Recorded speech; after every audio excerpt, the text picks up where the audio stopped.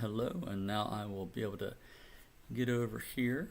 You can see my background's a little different today with some power outages and things. I thought I wouldn't risk not having internet, so I'm at in a spot where hopefully my internet's pretty good. A little corner study place here. This nice little touch from my cousin Katie when my mom passed away. She gave that to me, but there we go. And try to get everybody up where I can see you somewhat. And we'll see how that goes. I won't be able to screen share like I've done with the eSword. And my hesitation is the tabs are not doing what I want them to do. Have you ever had that happen? I just want them to tab. There we go. And now I can see comments in both places, so I should be able to respond to you. My screen went blank. If you can still see me, I don't quite know what happened. Hello. I can't see a thing right now. I don't know if you can hear me. I'm working on this. That would be my mouse screen. Function F4 maybe? Oh. Why did you do that? I did not like that at all. Okay, so I stayed broadcasting the whole time. There we go. So we're looking at our word study on offering today. And I also asked if you had other word studies that you might put those down. I'm not quite sure why my mouse has decided to be a ghost mouse. I can't see where it is until it's there. And I also can't get to my windows, but I'm going to see if I can minimize that and that. There we go. Don't know what happened there. That was interesting, but it seemed like I stayed on the whole time, so that's good. Okay. I think we're going to be okay. Let me again get things up where I can see who's saying what, but I did want to peek to see. I saw some people. Nobody commented. One comment on the post. Hey, Brother Edwin. Good to see you. Thank you for commenting on the post. And if anybody has any word study ideas, you can message them to me. You can put them under this last post. You can say them in the comments, and I will do my best to remember to get back and put those on. But we'll be looking at this idea of offering as a word study here. I've got a scrap piece of paper beside me, and I suggest that anytime that you're doing anything like this. I have my pen. I actually been borrowing this pen from my wife. It says Joy on it. That's her middle name. And I've got a Strong's Concordance. I'll show it to you the best you can see it, old school style. When we look at it, I'll use the advent of technology to hasten some things. And I thought today what we'd do is we'd look at an expository dictionary. One standard is Vine's, a good expository dictionary. And this one is of the Old and New Testament, so that'll be handy too. But what I wanted to do is get some verses that we've looked at ourselves to try to get this concept of the word in context for us. The significance of that is when you're reading Bible verses with the word and looking at how that works in context, you're equipping yourself with an understanding to give you somewhat of an intuition. When I say intuition this way, I'm not talking about just your Jiminy Cricket, however you think that word means, but it's going to be giving you a Bible-guided intuition on that word. And using biblical context, then, when you go to other sources like your Vine's Complete Expository Dictionary, if they say something that's a little off and you're like, well, where are they getting that? Somebody might say, well, they're scholars and they're getting it through lexical definitions given from papyri that they've found and read and how people are using it. And that's true. But these lexical definitions, by their very definition of being lexical, they change over time, and sometimes those scholars have been known to go to older or newer uses of that are more convenient to their thinking about that word. And sometimes, like we said last time, those words, as far as the Bible uses them, have gotten an escalated meaning given to it from the Bible. And you can demonstrate those whenever you look at how the word was used and how the Bible uses the word. So the Bible will adapt words that other people were using and familiar with and use it in different ways. And one of those, there's an interesting study if you'd start looking at Greek and Roman mythology and the words that were used that the people who were listening would have been familiar with in a very different context. And I don't believe that's an accident when you look at it. But God was using words that people understood one way to adapt or evolve their thinking a better way for it. Whenever you think about it. So this idea of offering. Let's go ahead. I'm going to look at it. If I were looking at it in my Strong's Concordance, I'm just going to go to OFF, right? There's P, there's O, and now I'm looking for offering, offerings, maybe offereth, and offer, right? And so here I have offer starting here, and then it goes, hey, I was right, offered, offereth, offering. And so we've got these pages, and when we get to offering, here I'm still in the Old Testament on offering, over on this side, all the way to, well, I skipped one page, I think. But offering, offerings, plural, and we'll stop there, offerings. So several pages. I'm not going to make you wait while I count them. What I'm going to do is I'm going to go to eSword, and whenever you're searching a word like that, go to these goggles that are goggles? No. Binoculars. They are two things that go over your eyes, but they're binoculars. And I'm going to search offering, and in the search box right underneath of it, it gives me the option to select partial match. So anything that says offering, actually I'm going to take off the ing, right? And then I get offer, offering, offered, offereth, offers, and things like that. That's going to largely expand my search, and right now I have it searching Genesis through Revelation. I just wanted to give you maybe how you'd start a search like this. Because when I start this search, what I'm going to see, my computer has to think there's so many occurrences of it that I'll see there are 1,387 matches. Now, if you're doing a thesis for something, then by all means, you'll want to look at these 1,387 matches. And you're going to want to look at their context, look at the words that are used, and things like that. But it could be prohibitive to your study to understand something about it. If you say, I want to learn something about it today. And then you can do something about it another day. And so as long as you're understanding it in the specific and general biblical context, you're not going to have a wrong or anti-understanding of it, but you will just have a greater and greater understanding of it as you study that all out. So these 1,387 matches is why I said this is a little bit too broad for us just to take all in one day. And so what I can do is I can decide a few different things, and this is the nice part about being able to glance at the Strongs that I don't get other places. And if you have a resource for this, I'd appreciate it. But when I'm glancing at the Strongs, and I'm going to, here's off, offense, going back here to offender, offender's offer, right? I can glance at my Strong's numbers and very easily see the different words. Here we go. Get over this way. See the different words. Now, you probably can't see that because my camera's grainy. But just for instance, right off the bat, you've got H5927, then 2076, then 6213. And then I can see 6213. I see another 27, another 19. Then a lot of 7126s. And so when I scan through like that, I can go, well, hold on a second.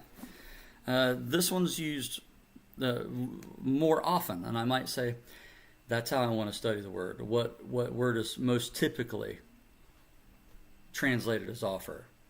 Or you might say, well, this one's only used once, but there can be limited help in that. What I would advise against is finding that word that's used once and translated that way and trying to make a new doctrine out of it. You don't want to do that. You might, but there might be some benefit in saying, I wonder why that's translated that way that time, and does it help us get a better overall picture of this concept of offer. But that's the nice thing about looking it up this way. You can skim those numbers, and what I would do is I would jot down those different numbers, and you can say there are this many different kinds of words for offering. What I think I'm going to do right now for our time purposes here is I'm seeing these large clumps of H7126, and so I'm going to jot that down, H7126. And I want to do that because then I can find them in the Old Testament where they happen, and I see that it's a common occurrence of this offer there. And when I search it, I'm going to see how many times that happens in the Old Testament, and I can compare it to that 1,300 times as we're looking through. Now I'm just bringing Facebook back up to see if anybody said anything. I don't want to miss you. And I think I have missed some of you. Somebody said good morning, and you're just out of my screen. Here we go. Oh, look at everybody. Hi, Miss Debbie. Hi, Miss Newton. Good to see you. So what I saw then, and I'll jot this down, is the English word offer, offering, offered, offers, offereth.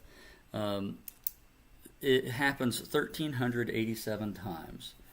1,387 times in the Old and New Testaments. Now, when I put in this H7126, it looked like it happened, but let me go ahead and look at offereth. That still looks like the most common one for authoreth, rather. And remember, those would be verbs, typically, offer and offereth. Try to say it 10 times real fast. So as I'm glancing through to offering, however, I see some different numbers, 4503, 4930. This would be the thing. What am I seeing most commonly? 5930 seems to be right up there. There are a lot of 8641s. What I'm going to go with, there's 4503. And see, I'm doing this largely because of time and our time together. When I see three that occur like that, and if I were still trying to be quick about it, though, I would look at the 8641 and the 5930 and the 4503. I'd look at all those. Looking at where they're occurring, Leviticus is a lot of the 4503s. Leviticus is a big book, obviously, on offering than the 4930s. So you might check Leviticus uses. Now, again, when I say Levitical uses of it, these are God's uses of the word, right? But we're just saying how they occur in Leviticus, and because God used people to write, He was with them guiding the writing, picked the words, but they were words like those people would use. So that's one reason that accounts for the different types of words used, but they all have the same originator. That's something significant to remember whenever you're looking at it. But going back here and looking at these occurrences, I want to decide on still an offering, unless I see something later where they all seem to change one way or other. For today, we will check out the 5930, H5930 for offering. And that offering, again, can be the thing, or it can be talking about someone someone offering, going through the act as, let's see, offer. Sorry about that, talking to myself. And offering.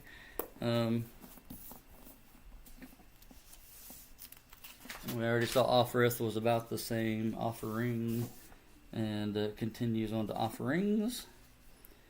And the 5930, I think I picked a good one for that, because there it is. But the 8002 is really common in that. So I'll check 8002, and we'll take a selection of some of these. Drop my pen. It bounced clear across the floor. There we go. H8002. And we'll look at that one that way. And then I'm going to hop to the New Testament here. And we're looking at offerings, New Testament, while I'm right here. Significantly shorter list of verses for offerings. I can count them 1, 2, 3, 4, 5, 6, 7, 8 times the English word offerings comes up in the New Testament. Now, if you're doing smaller studies like this, obviously just by sheer size, it's easy to open up your Strongs and glance at it, and you can count these things, and so that's nice. Now, as far as an overwhelming one that occurs, pretty evenly distributed for 8. Let's see, 1, 2, 3, 4, 5, 6, 7 different words. Now, a lot of these words are closely related, so I'm going to go with their 2400s. So I'm going to go with one of those. G.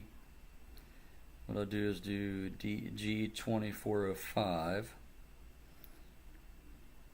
Sometimes you'll have the numbers are way different, but they're a real similar word. It'll be something. So I said real similar. It'll be have a prefix of like an alpha, like we looked at last week. Now that alpha oftentimes is a negative particle, and so it means no. So it means the opposite, or no, there is none of this. But it's the same word, just with that prefix on it, and that will account for some of your word differences. It'll be a compound word. You'll already have part of the definition of the word, and then the compound's adding some other color to it. And also look at the 1247 occurs twice. 1247. That's the offers. You know what? I jumped to office. What is my problem? Back over here. Scratch that I just said. We've got for offerings. There we go. 1, 2, 3, 4, 5 English occurrences, or in 5 verses. So it's still in the New Testament. And 1, 2, 3, 4 different words, and it's not surprising the 2 of the same words occur in the book of Hebrews together in the same chapter. So what we will do is 3. That occurs 3 times. So let's do G 3646. And if you're writing this down, well, good for you. And sorry, G 3646. G 3646 is what I'm going to write down there. And that's going to get about half of the occurrences in the New Testament. And then and we'll see what might be related to that, what we come up with offerings. But let's look at offering singular. I imagine we're going to come up with something very similar. New Testament is almost all 4376 with a couple 74s, but let's do 4376. G 4376. So far we're only talking numbers. This isn't real exciting, but these numbers are going to help us find verses, and that's where it gets interesting. So offerings, and let me get back here to offer. So far we see it happens much more in the Old Testament. We shouldn't be surprised. There are over 3 times the chapters of the Old Testament than the New Testament. 1. 2, when we're looking at the worship of the Old Testament, as I'm looking at how many more times offering comes up, we're going to find that they're sacrificing an offering. The offering is the sacrifice.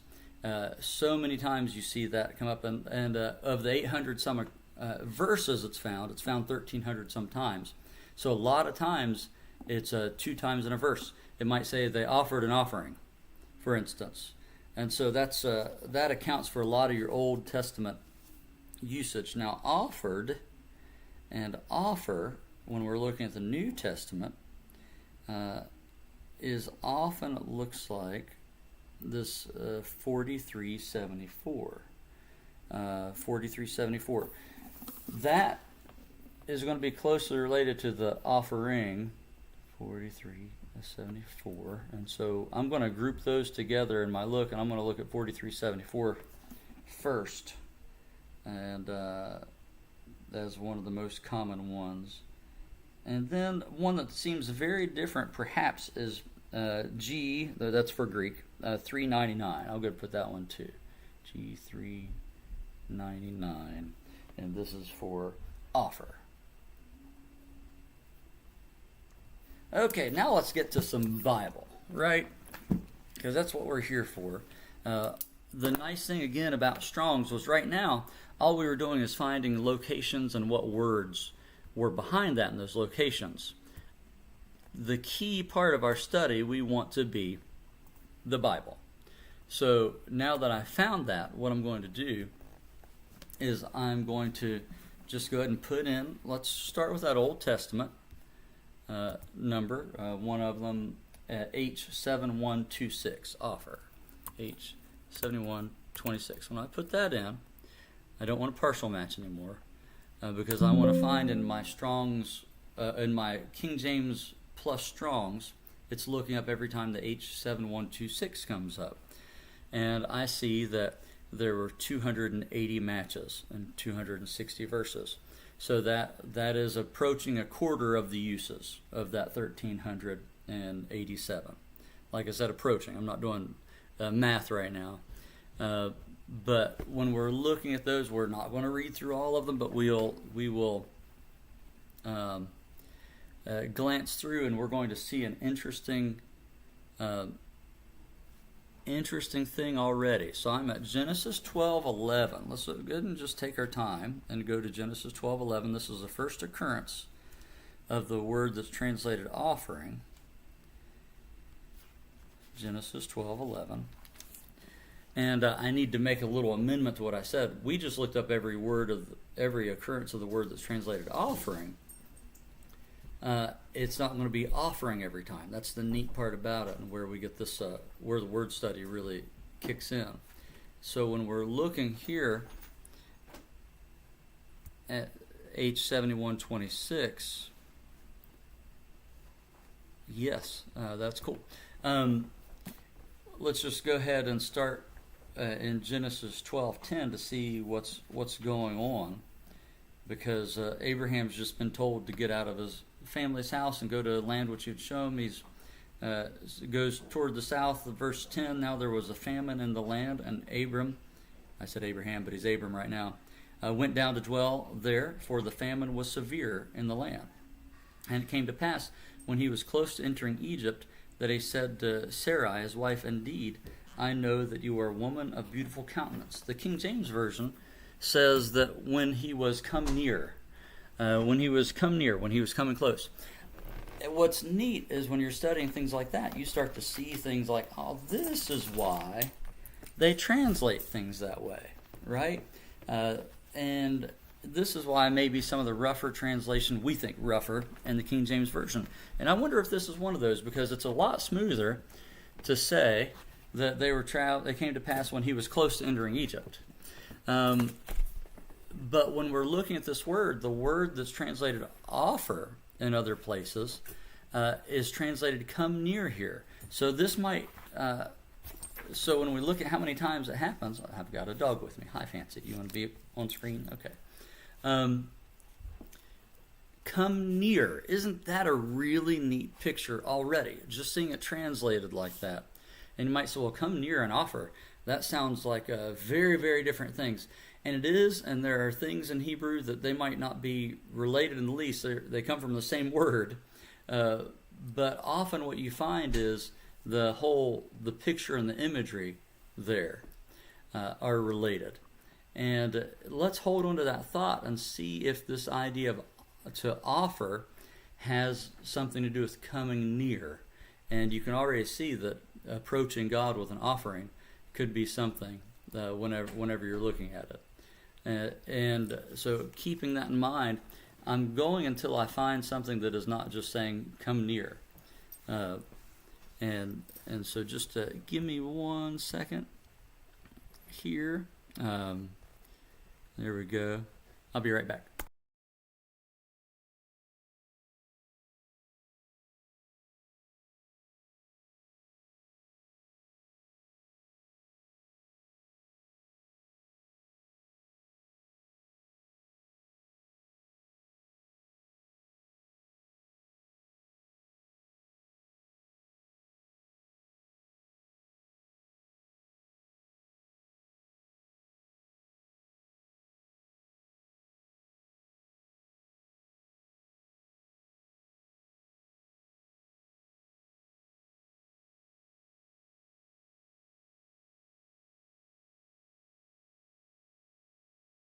Okay, we're back. I hope you were entertained by Fancy. There we go. This is Fancy. Hi.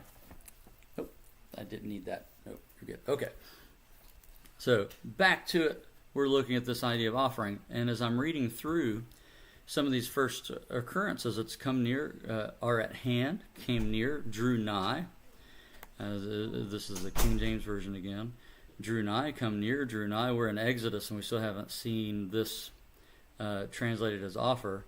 Came not near, the other, in the phrase there. Came near, shall be brought. Ooh, that's Exodus 22:8. So that might be one thing that I write down by this, is Exodus 22:8, be brought. And isn't that what you do to an offering? You bring it before. But if you look at the whole picture of offering, is it someone who's just bringing something before, or is the fuller picture you're bringing something to bring yourself near to God when you look at it? Here again is take, and that's in Exodus 28:1. This is where I believe God's telling them to take Aaron, or God's telling Moses to take Aaron. And so bring, it's still in Exodus, bring, brought, came nigh, come, still not offering yet. And so, like I said, this was one we saw come up pretty often, shall bring. Here we go, Leviticus 2:1 in the King James Version is the first time I'm seeing the word offer, Leviticus 2:1. And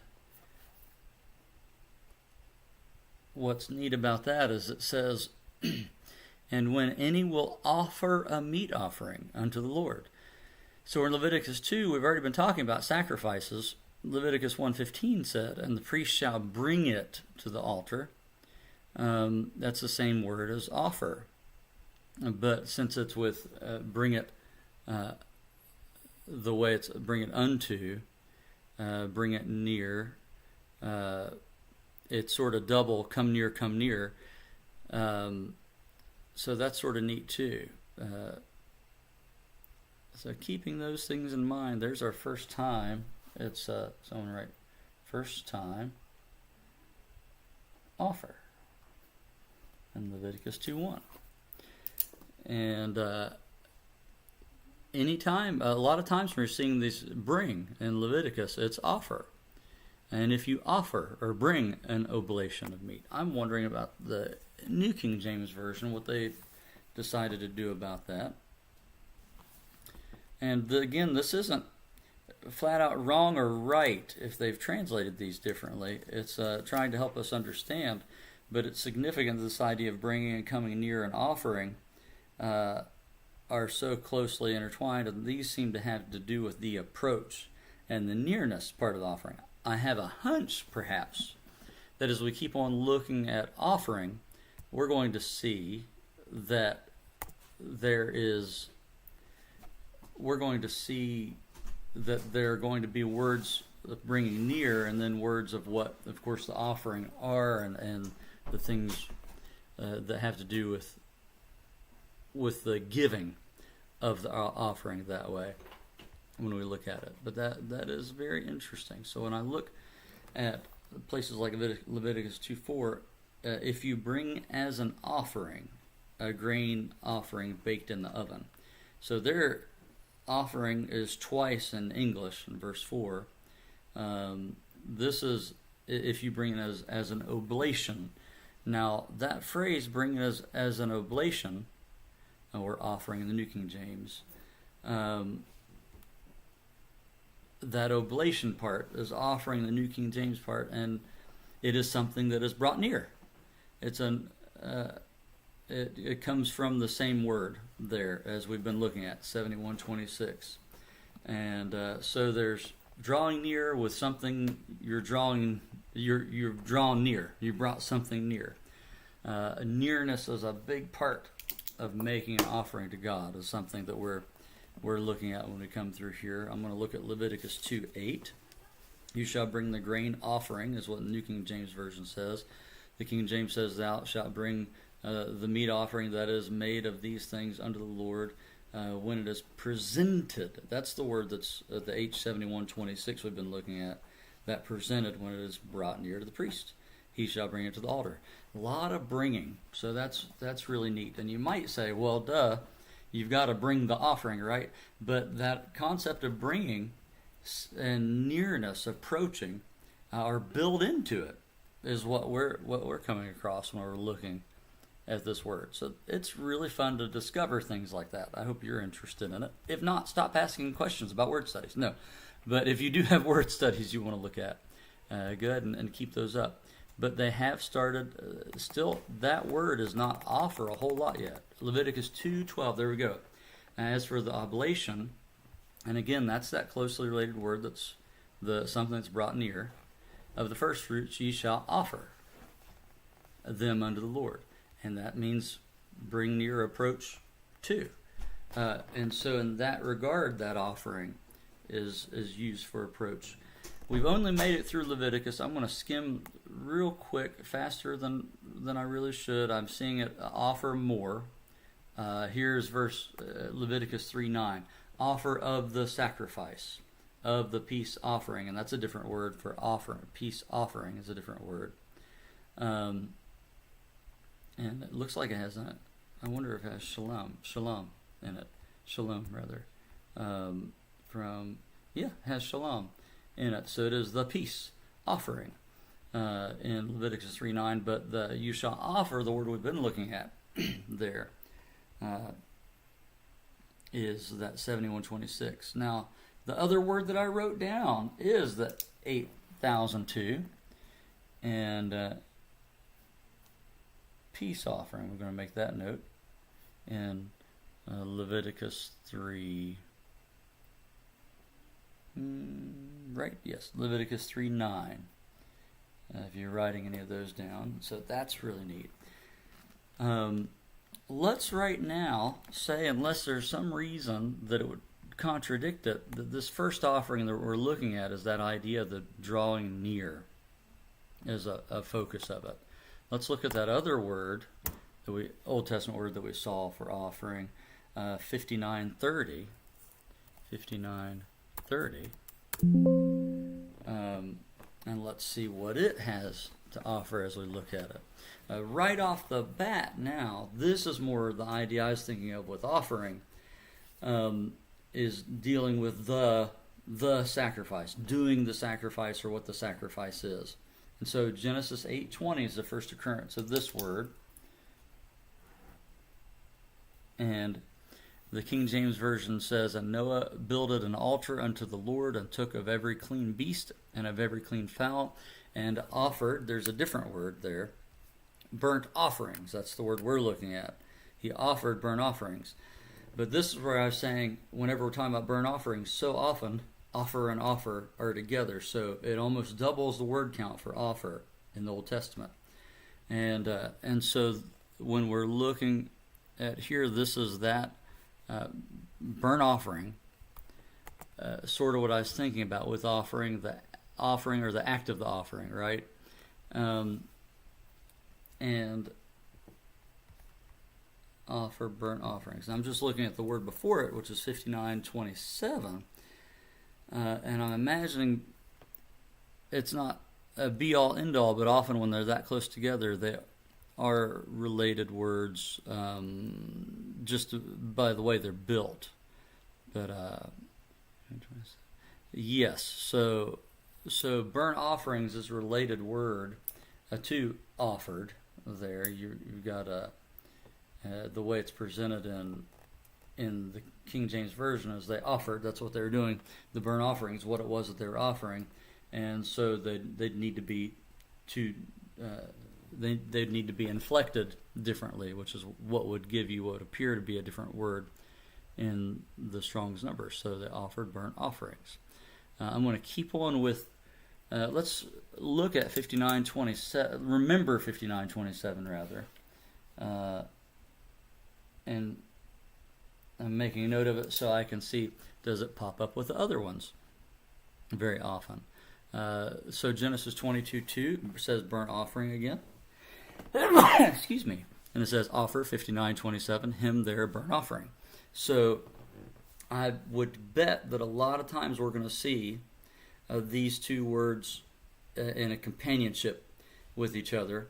And so you've got the first word we're looking at where you're drawing near, literally drawing near to a place, or if you're talking about offering to God, you're drawing near to God, or that thing is something that is meant to, you're bringing near to God.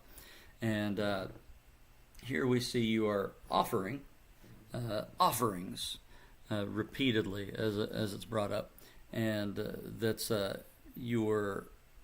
I'm looking at Strong's definition here of that first, like the thing you're doing, and he says, like is common with Hebrew words, used in a great variety of senses. A rise up, ascend up, at once, break, bring. So there's the carrying up again idea. So we're really still talking about approaching, and even here there's the perfect, prefer, recover, restore. Now it'd be overreaching right now to say, an offerings are how you restore something to God. That's true, that's a biblical thing, but just because it's a part in this word, we shouldn't be like, they restored. Well, they restored burnt offerings? That doesn't fit with the context. So it has to do with them, how they're bringing them. And the burnt offering will have some restoration properties to it, but we want to be careful again using one of those secondary words. But the definition Strong has for burnt offerings for 59:30 is a step or stairs as ascending, usually a holocaust as going up in smoke, ascent, burnt offering, sacrifice. So I had seen a little bit of this, and when you look at the word, it looks like we get our word holocaust from it, and it has to do with something offered to God as going up in smoke, whenever you get to the religious significance of it. So that's an interesting study in itself, if you'd want to consider that concept and that word. So that's pretty interesting. I feel like it was another variation of the word that I saw Holocaust with, but there it is in 59:30, and I'm going to write that down.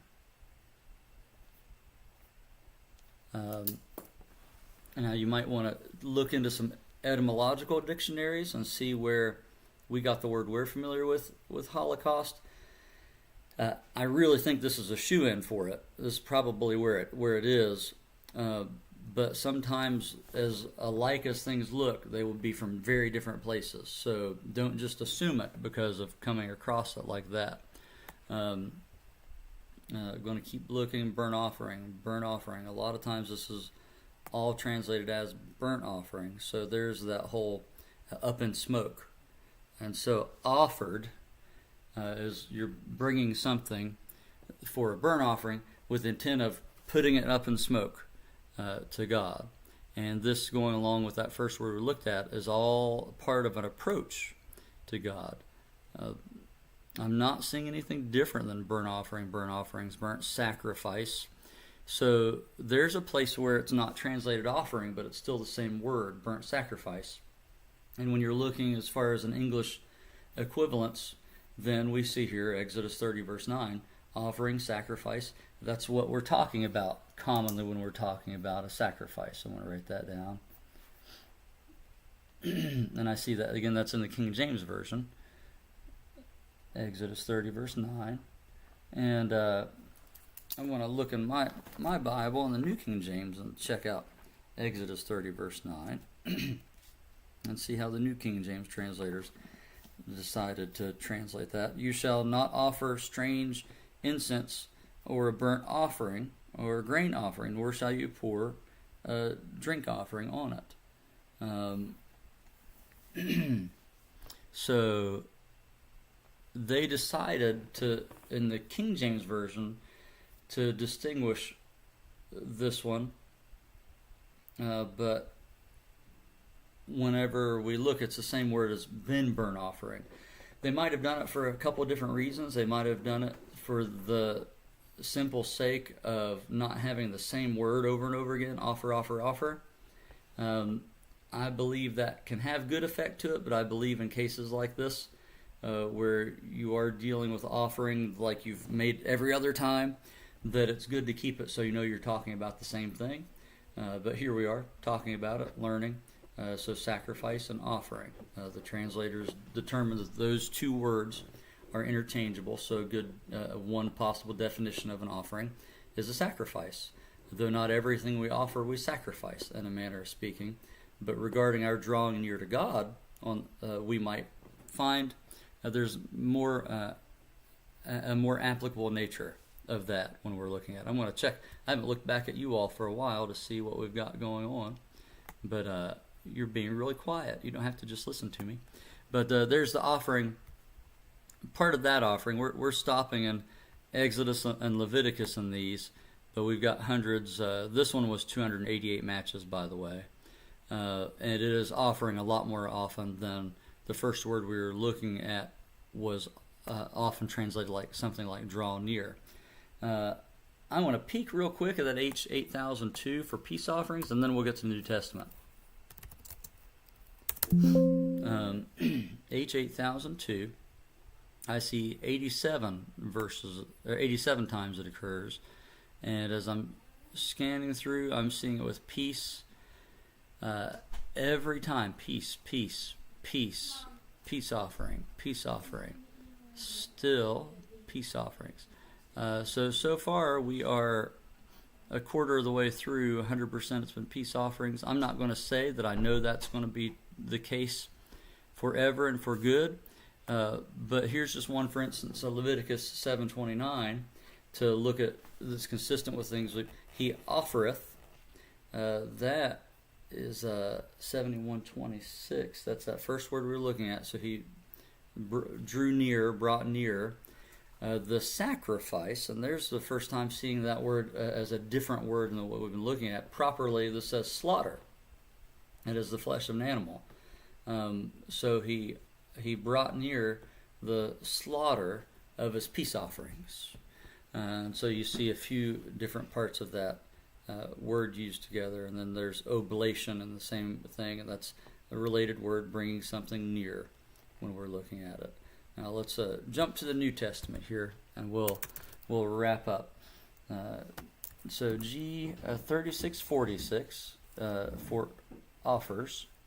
G 3646. 3646. And I've got three occurrences with this word. Like we said, significantly less. So we can look at each of these. In Mark 12:33, I'm just going to go ahead and turn there. Mark 12:33. And I didn't look at where they said it is. I'm going to read it and see if I can figure out where the word happens. It's a fun game I like to play with some of my Bible classes. I'll say, do you know which word is this word? But let's see. Did I say 12:36? That's funny. I forgot it that fast. 12:33. Mark 12:33. There we go. That's a lot better. I was looking going, that doesn't look right. So this is when Jesus was asked what the first commandment of all is, and he answered, the Lord is one. Love the Lord your God with all your heart, all your soul, with all heart, heart, soul, mind, and strength. And love your neighbor as yourself. Verse 32, the scribe said, well said, teacher, you have spoken the truth, for there is one God, and there is no other but he. And to love him with all the heart and with all the understanding, with all the soul, and with all the strength is to love one's neighbor as oneself, and to love one's neighbor as itself is more than all the whole burnt offerings and sacrifices. Okay, that is cool. We get to see it used by a person who at least is acting like they understand one of Jesus' teachings, but what he said was right, because Jesus says, you are not far from the kingdom. So Jesus didn't have anything to correct him about when he was looking at today, under the new covenant dispensation that Jesus was preparing people for, what the whole of the burnt offerings and sacrifices. So that word, like I was guessing, burnt offerings.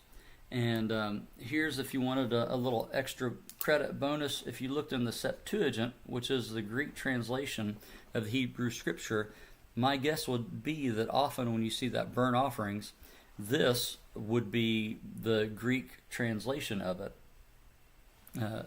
G3646, burnt offerings. I'm going to put a question mark in my notes for that. And that's the kind of thing I like to check. It could have been something even that informed the translators why they translated it. Burnt offerings is, if they looked in the Septuagint, they'd have seen that 250 years before Christ, people were using that Greek word to translate the Hebrew word that was used for burnt offerings. So there's that word. It's translated burnt offerings the other two times too.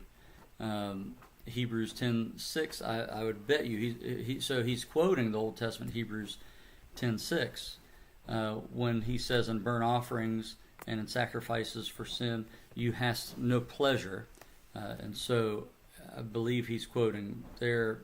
I got a note there, Psalm 147. And I would bet if you go back in the Septuagint that it'll even be that word. And Hebrews 10:8 above, when he said this, sacrifice and offering and burnt offerings, it's the same passage that's being quoted. So worth more than whole burnt offerings. And if we look at that burnt offerings, G3646, here's what I'm going to do. I'm going to search the Apostolic Polyglot for that, which will search the Septuagint for me, and we'll see pretty quickly if it pops up there and what kind of places. Burnt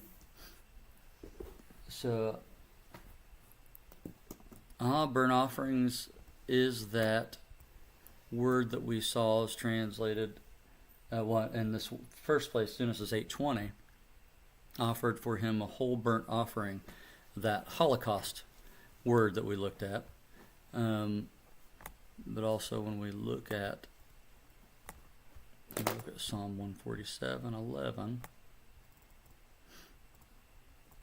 I've got to scroll down a ways, give me a second. Psalm, really? I just thought I would find you in there. There, whole burnt offerings.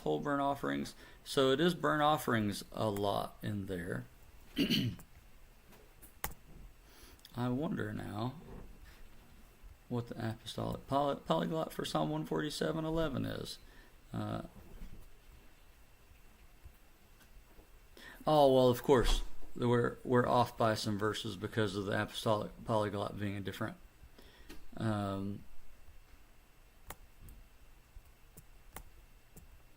Give me a second. 147:11. I want to compare these.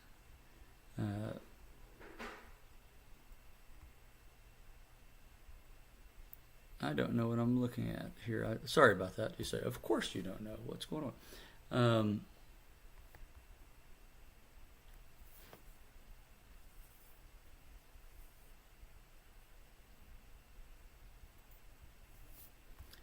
Go back to, I'll try to stop talking to myself here in just a second.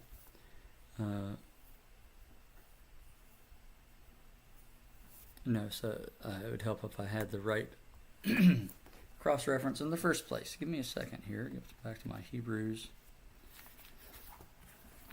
where we're looking at it in this section, Hebrews 10.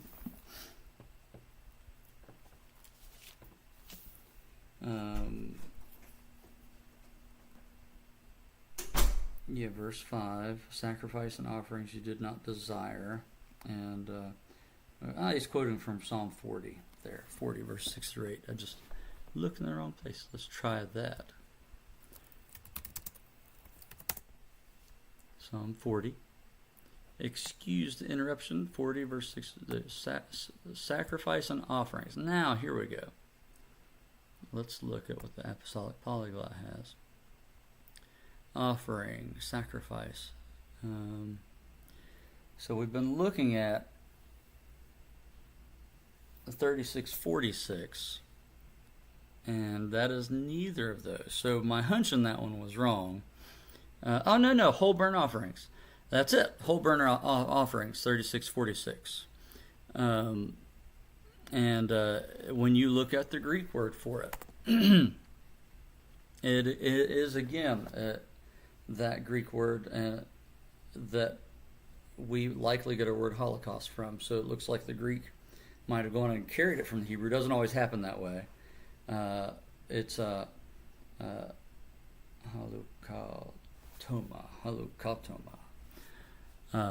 And so that's an interesting one there.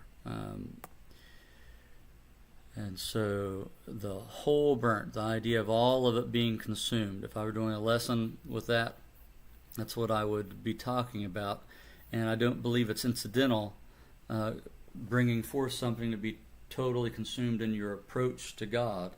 And isn't that what, as Christians, we are called to do? So as you continue the lesson out, and I'll just wrap it up here real soon, my guess would be you put those verses together, and the offering is always going to be about drawing near. You need to come near in order to bring something that's meant to bring you near, to draw near. And it's a matter of what that thing is. In the New Testament, we find that we have parts in that offering. Let me go ahead and look up another word, the G4376. They're not very long. G4376. There are 10 of these verses. So I have the Apostolic Polyglot on. Let me get that turned back. And okay, 9 matches. So Paul took these men to make an offering on their purification, Acts 21, Acts 24. Paul's telling us his conversion, and then he's getting to where he had come to make offerings. And Romans 15:16, Paul says, I should be the minister of Jesus Christ to the Gentiles, ministering the gospel of God, that the offering up of the Gentiles might be acceptable, being signified by the Holy Ghost.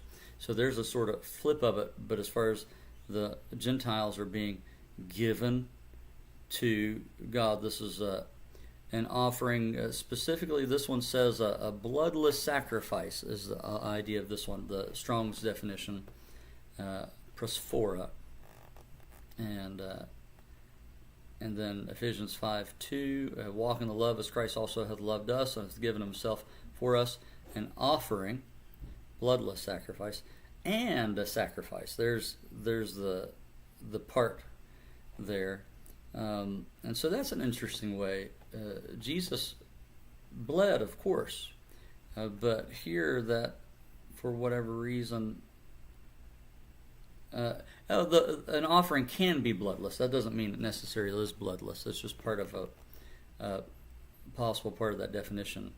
But when we see it qualified in this, obviously Jesus' offering was not bloodless, but he did give himself, and is a sweet-smelling aroma. And then finally we get into Hebrews. He cometh unto the world, say, sacrifice and sin offering thou wouldest not, but a body thou hast prepared. So there's the offering offered by law. Okay, so there were things that were offered by law, and he's talking about the sacrifices then. Hebrews 10:10, by which God's will, we are sanctified through the offering of the body of Jesus. So it's through Jesus offering himself. Here's a key verse, if I were looking at this, that we are sanctified, and that is why we can draw near. And that's 10:14 as well. By one offering he hath perfected. 10:18. Now where remission of these is, there's no more offering for sin. So that offering was an offering for sin. So I'm going to write those 3 verses down. This is for G4376. That's Hebrews 10:10, 14, and 18. As they say, that'll preach. So that'll be a good one. We're going to call that it there. If you look at more things and find more, I would really be interested in seeing what you find. There's certainly much more to dig up there. Thank you all very much for watching. It's been a good time. You have a great day, and bye.